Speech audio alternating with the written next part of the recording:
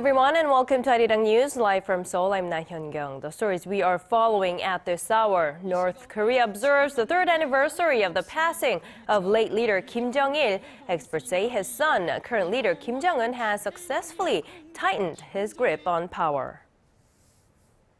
Nearly 150 people are killed in a brutal attack in Pakistan. Most of the victims were school students. The Pakistani government says it will not back down. And Cho Hyun-ah, most famous for her nut rage, appears before the prosecution. Attention is on whether an arrest warrant will be issued for the former VP of Korean Air. But first, we begin with North Korea. Since midnight, Pyongyang has been airing special programs commemorating late leader Kim Jong-il, as today marks the third anniversary of the death of Kim Jong-il, who died of a heart attack in 2011.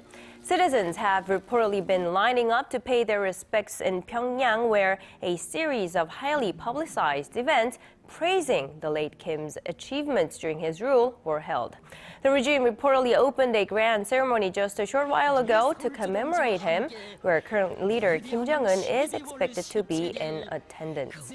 Considering that this year ends the official 3-year mourning period for the late leader, experts also say Pyongyang will use this time to publicize Kim Jong-un's full grip on power.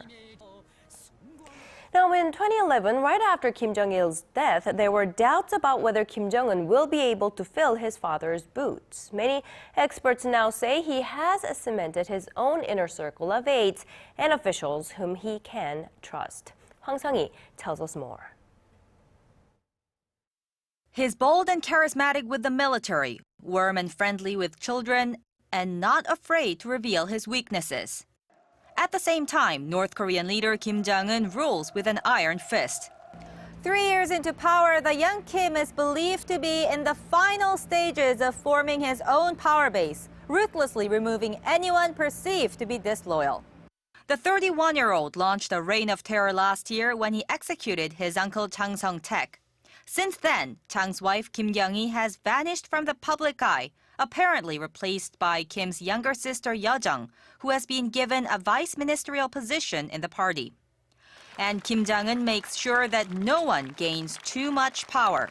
Cho Hyun-ah, who is generally regarded as the second most powerful figure within the regime, has frequently moved up and down the power ladder. So he's been using his powers of appointment, dismissal, promotion, and putting people into place, into offices, and in exchange they provide political loyalty.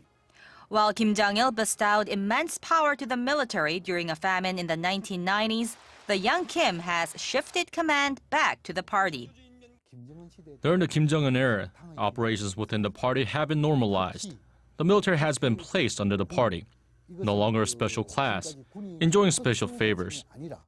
Going forward, Kim Jong-un is expected to step out of his father's shadows and rule North Korea his way. Kim Jong-un style politics, economy, social culture, diplomacy, and defense. It's highly likely that Kim Jong-un introduces policies led by him that bear his own colors. This while bearing a striking resemblance to his grandfather and North Korean founder Kim Il-sung, which experts say is part of attempts to justify the third-generation power succession. Hwang Sang-hee, ARIRANG News. The Interview, the movie revolving around a plot to assassinate Kim Jong-un, will be released on Christmas Day as originally scheduled in the U.S., but the hackers that launched a massive cyber attack on its production company Sony Pictures last month are now making serious threats, mentioning the 9/11 attacks. For more on this story, here's Song Ji-sun. Remember the 11th of September 2001. That's the warning from hackers who want to stop the Sony Pictures movie, The Interview, from being released in U.S. theaters. The comedy is set to hit screens around the country on Christmas Day. In a message posted Tuesday, the group, which calls itself Guardians of Peace, threatened the movie makers saying, quote, "We will clearly show it to you at the very time and places the interview be shown, including the premiere, how bitter fate those who seek fun and terror should be doomed to." Fingers are expected to be pointed at Pyongyang for this latest threat. There have been unfounded rumors North Korea was behind last month's cyber attack on Sony Pictures because of the nature of the movie's plot. The movie stars Seth Rogen and James Franco as celebrity journalists who score an interview with Kim Jong-un, only to have the CIA order them to use the opportunity to pull off an assassination. The two actors have canceled media appearances following the threat, with the hacker threatening to attack the premiere set for this Thursday in New York. U.S. government officials have been quoted as saying that they're aware of the message, but they're downplaying the warning, saying it's highly unlikely the hackers would try and make good on their threat. 송지선, 아리랑 뉴스. Pakistan is reeling from a heinous attack on a school that has left at least 145 people dead, most of them young kids. The Taliban has claimed responsibility, and the Pakistani government has vowed retribution. Kim reports.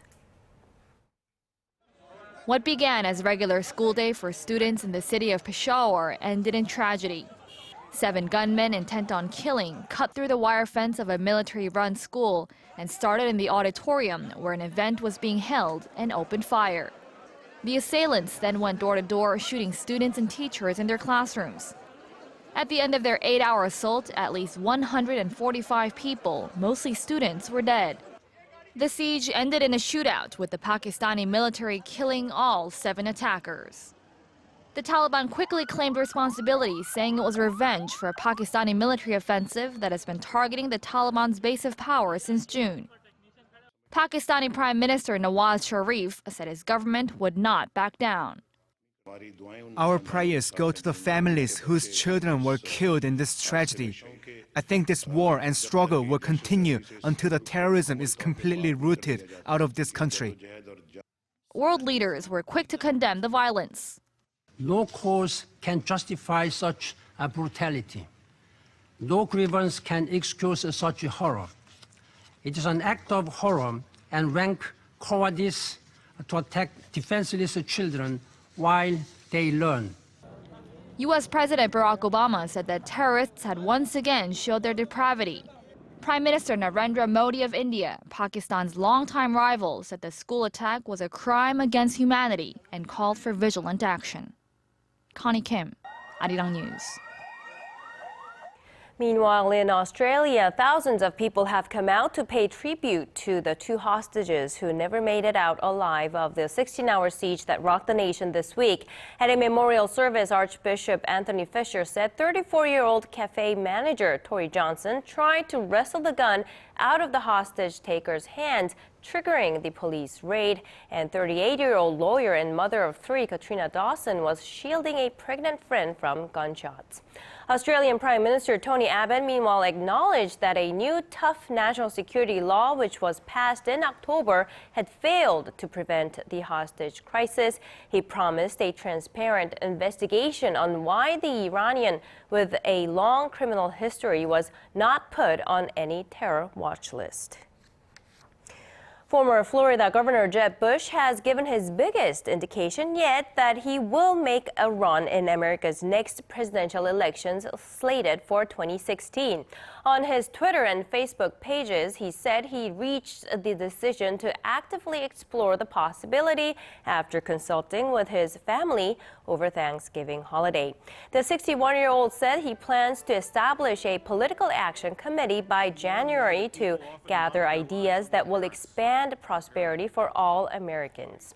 Jeb Bush is the brother and son of 2 former U.S. presidents, George W. Bush and George H.W. Bush, respectively. Now, just a few minutes ago, the former vice president of Korean Air, Cho Hyun-ah, appeared before the prosecutions. All eyes are now on whether an arrest warrant will be issued for Cho and what kind of charges she will face. Kim Min-ji reports. The probe into the nut rage controversy deepens. Cho Hyun-ah, the former vice president of Korean Air, appeared before prosecutors in Seoul on Wednesday afternoon. Attention is being drawn to whether an arrest warrant will be issued for Cho, who made a Seoul-bound Korean Air flight turn back to the gate to deboard the head of cabin crew, all because she was upset that her nuts were not served according to the manual for first-class passengers. There are 2 scenarios that could lead to prosecutors issuing an arrest warrant. First, it depends on whether they believe Jo engaged in evidence tampering. Crew members and passengers who witnessed the incident say Korean Air officials pressured them to give false testimonies. Even if Jo didn't directly engage in the process, it may still be hard for her to evade an arrest warrant, depending on whether the company's organizational culture was based on top-down decisions. It also depends on whether her actions broke aviation laws. A person can face up to 10 years behind bars if a plane that is already on the taxiway is turned back to the gate illegally. Prosecutors will also probe into whether abusive language and violence was used. They are expected to decide on whether to seek an arrest warrant after their investigation into Jo. On Tuesday, Korea's Transportation Ministry filed a complaint with the prosecution against the former executive. Korean Air could also be hit with a fine of up to $1.3 million or even a 3-week-long suspension of operations between New York and Seoul. Kim Min-ji, ARIRANG News. In the year 2012 for Korea was at its record high. All of the day's important events close to home and around the world. Join Laah Hyun-kyung live from Seoul. Shopping market thinks the true meaning of creation shines through. A combination of falling oil prices, Western sanctions, and the unstable currency is beginning to have a troubling effect on the Russian economy. The central bank's decision to hike its key interest rate by more than 5 percentage points this week is apparently not enough to stabilize the economy. Kim Jong-il has more. The consensus among economists is that Russia's economy is spiraling into darkness, being dragged down by the weight of the crumbling ruble. The central bank's move this week to raise its key interest rate by 6.5 percentage points is just one of many warning signs. Without any doubt, the situation is very difficult and it needs absolute coordination in action from the government and the central bank. Coordinated action we are ready for. But despite the central bank's action, the ruble dropped more than 11% against the US dollar on Tuesday, the steepest fall since the Russian financial crisis of 1998. All we talk about is the ruble rate stabilization. We think that the exchange rate now does not correspond with fundamental macroeconomic circumstances, and it's visible even through how it's being detached from the dynamics and the conjuncture of the oil prices. Oil prices have dipped below $60 a barrel, which is exerting pressure on the Russian economy. Should that trend continue into next year, the Russian economy is forecast to shrink up to 4.7%. Net capital flow could reach as high as $134 billion this year, more than double the total from last year. Worsening matters, the U.S. is planning further sanctions on Russia for its involvement in Ukraine. Kim Jong-il, ARIRANG News. The plunging global oil prices may be good news for drivers in Korea, but it's bringing down the nation's producer prices. The Bank of Korea says the producer price index, an indicator of future consumer inflation, dropped nearly 1% last month to the lowest level since December 2010. The index also fell for the 4th straight month. With oil prices plunging by more than 15% this month, the price of coal and petroleum products followed, falling nearly 20% compared to the previous year. Prices of agricultural goods jumped more than 2% in the same period. Now, two-way trade between Korea and Vietnam is on course to smash an all-time yearly high in terms of volume this year. This forecast is expected to rise even further as the Korea-Vietnam free trade deal, concluded a matter of weeks ago, is set to come into effect in the months to come. Kim Ji-yeon has more. Korea and Vietnam are hitting it off on the trade front. Trade volume between the two countries is forecast to surpass $30 billion for the first time this year. The cumulative volume between the two already recorded $25 billion during the January to October period, 40 times more than what was recorded when they first opened trade ties some 40 years ago. And it seems the volume is expected to shoot up even further, as a bilateral free trade agreement was concluded earlier this month. With the FTA deal, Korean exports to Vietnam are expected to increase by up to 28%, while Vietnamese exports to Korea are projected to increase by 20%. In turn, it's expected to boost Korea's GDP by up to 0.7% and increase Vietnam's by more than 3%. Vietnam is currently Korea's 8th largest trading partner, while Korea is Vietnam's 6th largest. Korea's exports to Vietnam are mainly in the form of intermediate goods such as steel, petrochemical products, and electronic components. A large portion of their imports of Korean goods are made by some 3,000 Korean companies currently located in Vietnam. For example, Korean exports of telecommunications parts rose sharply by 24% this year from the previous year, following a $5 billion investment by Korea's Samsung Electronics after it built a plant in the Southeast Asian nation. Korea imports textiles and agricultural and fisheries products from Vietnam and is expected to open up its market for nearly 500 additional Vietnamese products. Kim Jong-il, ARIRANG News. The number of patent requests worldwide shot up last year. A study by the World Intellectual Property Organization says requests were up 9% across the globe compared to a year earlier. China had the lion's share at 32% of the global total, followed by the U.S. and Japan. Korea came in fourth on the list at 8%. Patent filings are generally considered a yardstick for measuring the strength of innovation and competitiveness of a country. Globally, over 2.5 million patent applications were filed last year.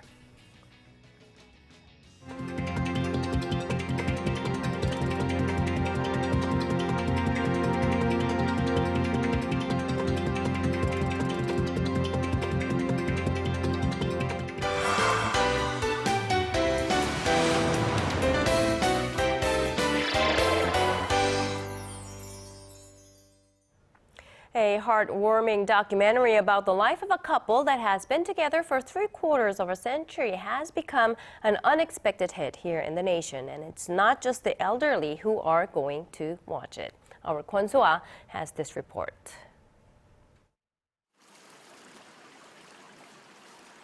이게 뭐야? 꽃이.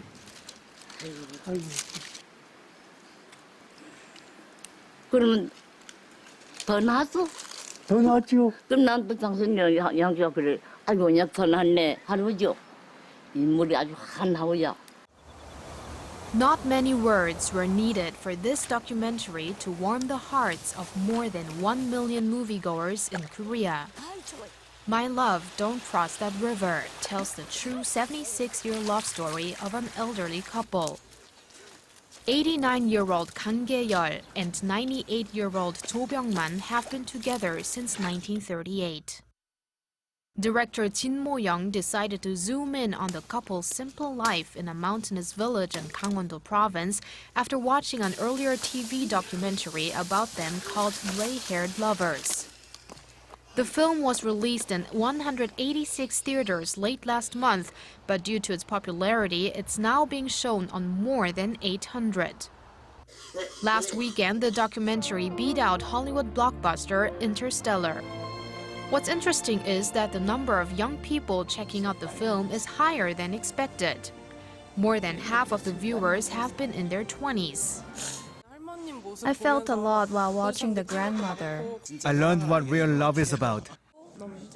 I really enjoyed it. I want everyone to watch it. The movie has brought tears to viewers and film critics alike, who say the lifelong love story shows that real love does not wither with age. Kwon So-ah, ARIRANG News. Well, a couple of long-anticipated Broadway musicals have landed in Seoul, and both are being staged in a language other than English for the first time ever. Our Im Yoon-hee has more on this story. Good afternoon, Yoon-hee. Good afternoon, that's right. So both were hugely successful on Broadway. So here's a look at what musical fans here in Korea have to look forward to. Charlie Price needs to find a way to save his family business in shoemaking. Then he meets entertainer Lola, who opens his eyes to a whole new world, giving him just what he may need to save the company. Tony Award-winning Broadway musical Kinky Boots has set foot in town for its first ever international staging. The long-awaited musical boasts a creative team of award-winning artists, and the Korean adaptation retains all the glitz and glamour that originally captivated audiences. You have to always have a way for people you meet to understand you, and in the process, you find your own confidence. You can even think of it as your job, always keeping it in mind. But that's not the only hit musical riding into town. Once has finally opened its curtains in Seoul. With 8 Tony Awards under its belt, it's a love story of a couple of musicians who communicate through their music.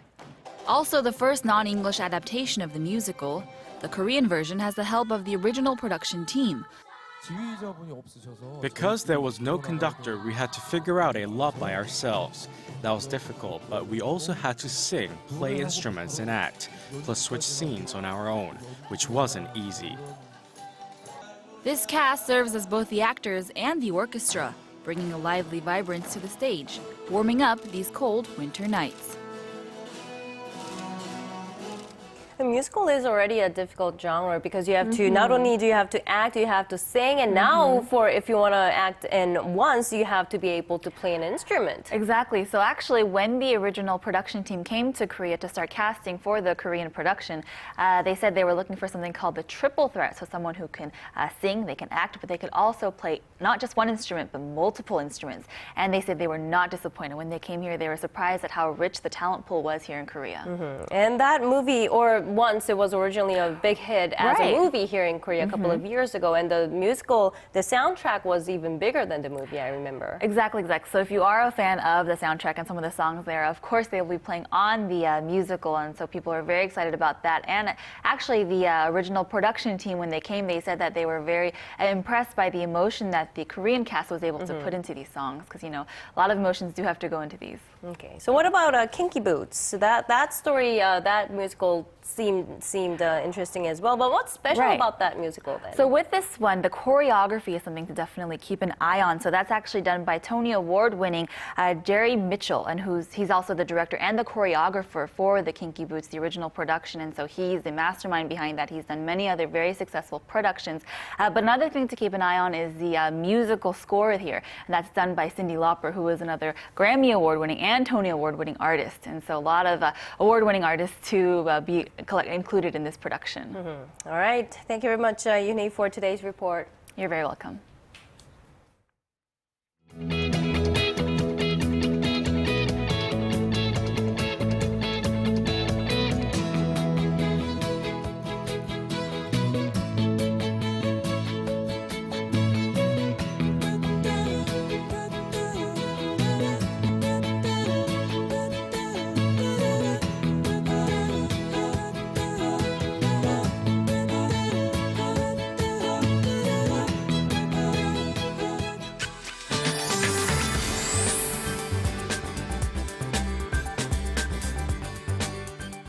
Today is the coldest day of this season. I'm Michelle Park here with the latest weather forecast. Now, the skies over Seoul are mostly clear, and however, a high wind alert has been issued all across the country, which is dropping the sensory temperatures to low as minus 15 degrees. Now, looking at the entire peninsula, the cold wave continues, and most of our highs are expected to remain in the negatives, especially in the upper regions where lows will drop to as low as minus 10, while southern regions will linger around 0 degrees. Besides the cold, some regions can also expect snow today. Most of the regions will be seeing to between 1 to 5 centimeters, while there is heavy snowfall alert in effect for some regions in Jeollado provinces. And now to our readings for today. Seoul will peak to minus 5 this afternoon. Meanwhile, the southern cities such as Gwangju and Busan will reach down to minus 1 and 1 degrees. And to other regions such as Jeju Island gets up to 4, while Dokdo hits minus 5, while Kumgang drops down to minus 14. Well, that's all for now, Michelle Park, and have a wonderful day. Well, that's ARIRANG News for now. Thanks for staying with us. Join us again at 4 p.m. Korea time for more updates.